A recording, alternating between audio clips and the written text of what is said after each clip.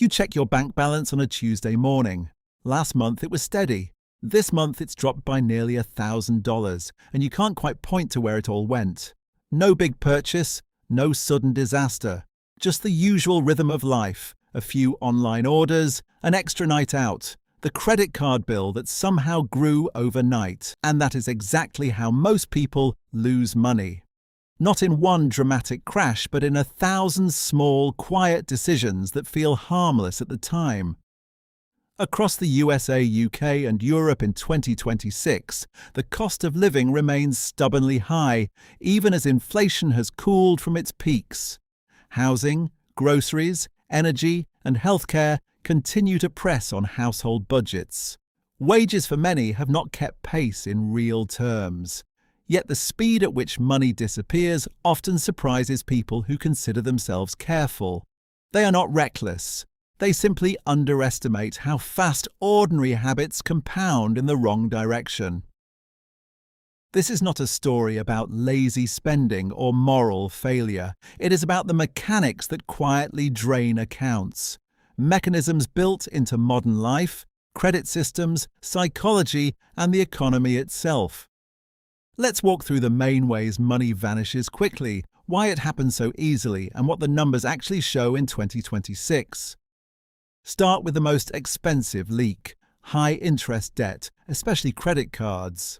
In the United States right now, the average credit card interest rate sits around 21% to 23% APR for accounts carrying balances. Some store cards and rewards cards push even higher. If you carry a $5,000 balance and only make minimum payments, the interest alone can add hundreds of dollars every month. Over a year that compounds into thousands. The debt does not just sit there, it grows while you sleep. The same pattern appears in the UK, where median APRs on many credit cards hover in the mid-20s to over 30% for certain builder or rewards cards. In parts of Europe, consumer loan rates and overdraft charges add similar pressure, though exact figures vary by country. The uncomfortable math is simple. At 21% interest, money you owe effectively doubles in roughly 3.5 years if left unchecked. Most people do not plan to carry balances long term. They intend to pay it off next month. But next month becomes next year, and the interest turns a manageable shortfall into a heavy load. Why does this happen so often? Because credit feels like free money in the moment. Buy now, pay later schemes, automatic card updates, and one-click checkout remove friction. A dinner out, new shoes, or an unexpected repair gets added to the card without the immediate pain of handing over cash. The bill arrives later, blended with other charges, and the minimum payment looks affordable. That minimum payment is designed to keep you paying interest for as long as possible. Next comes the silent accelerator: lifestyle inflation and impulse spending. You get a raise or a bonus. Instead of directing the extra income towards savings or debt, spending quietly rises to match. A better apartment, a newer car with higher insurance and fuel costs, more frequent takeout because you deserve it after a long week. Subscriptions pile up, streaming services, gym apps, delivery boxes, each one small enough to ignore individually but heavy together. In 2026, surveys across the US show that even six-figure earners often feel stretched.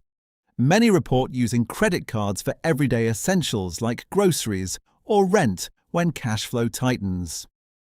Doom spending or retail therapy adds another layer: small purchases made to cope with stress that deliver a brief dopamine hit but deliver lasting damage to the balance sheet.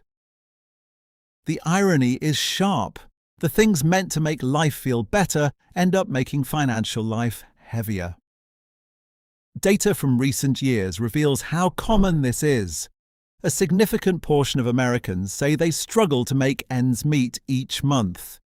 In the UK, many adults lose hundreds of pounds annually simply by not switching providers, letting subscriptions run unused, or leaving money in low-interest accounts while inflation erodes its value.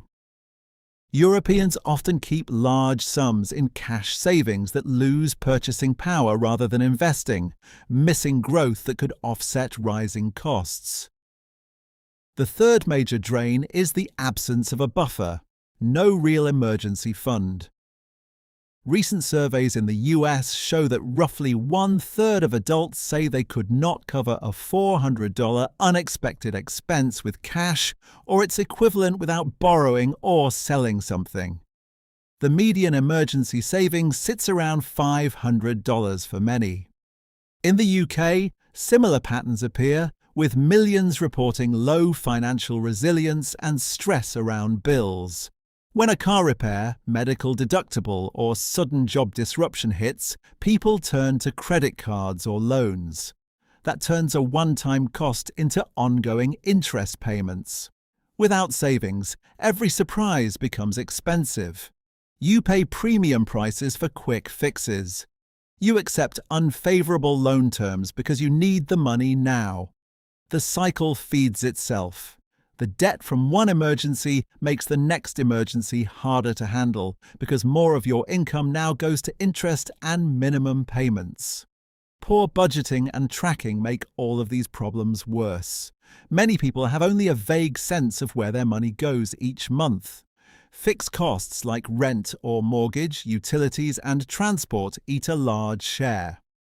Variable spending, coffee runs, online shopping, eating out, fills the rest without much notice. In high-cost cities across the US, UK, and Europe, housing alone can consume 30% to 50% or more of income, leaving little margin.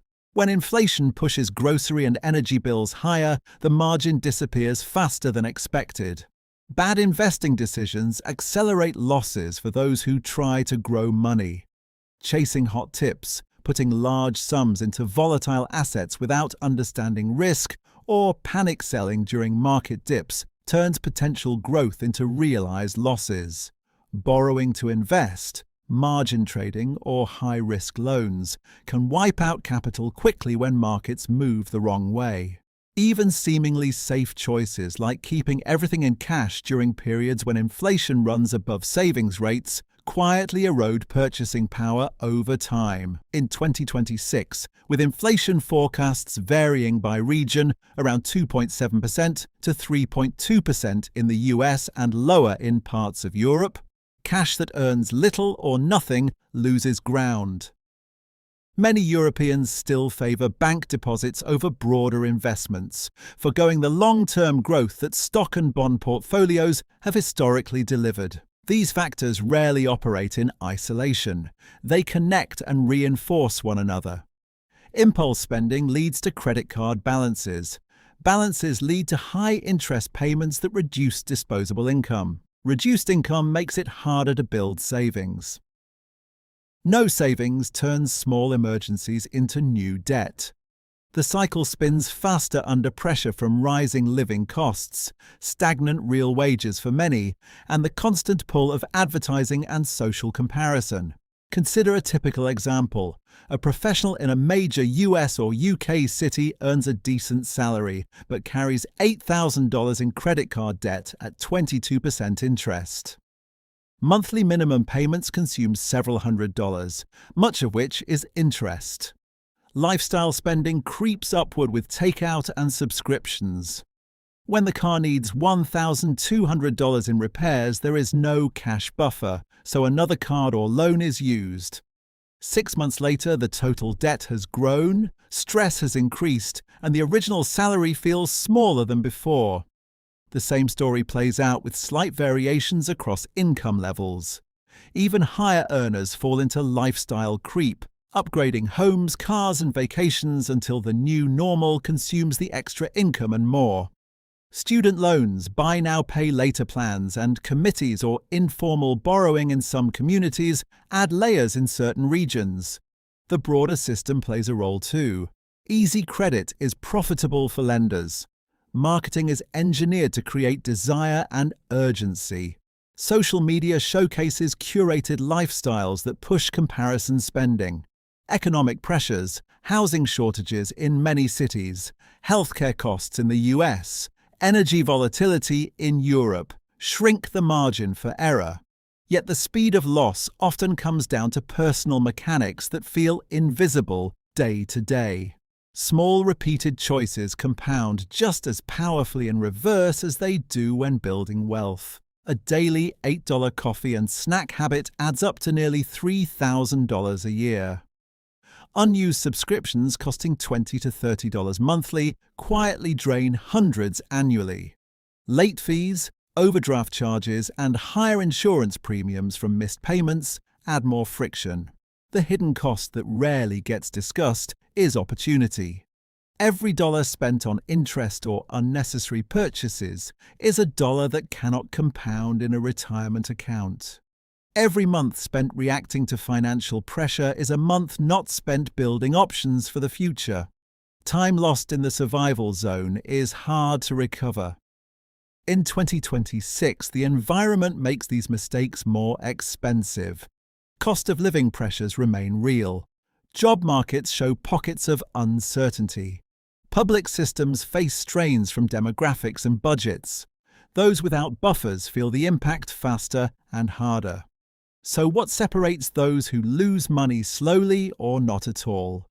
It is rarely a single brilliant move. It is usually the consistent avoidance of the common leaks. Tracking spending reveals where money actually goes. Automating savings and debt payments removes temptation. Building even a small emergency fund first creates space to breathe and make better decisions. Choosing low-cost, diversified investments inside tax-advantaged accounts turns future growth in the right direction instead of letting erosion continue. The most expensive mistake is believing it cannot happen to you. Many who lose money fast once thought the same.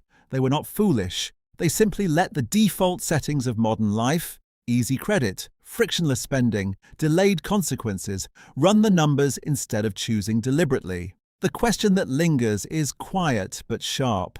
How many of the leaks in your own finances are you still treating as normal? Because the money does not disappear in a single dramatic event for most people.